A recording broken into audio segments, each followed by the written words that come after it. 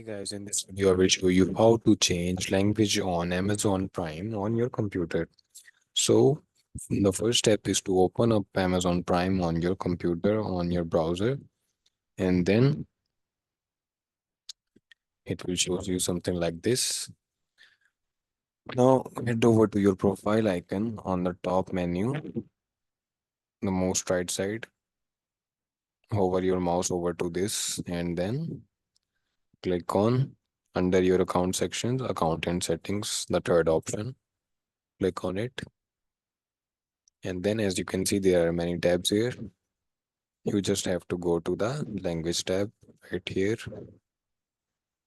And there you can see there are multiple languages here. Now, if I select any language like this and click on save, the language will be changed.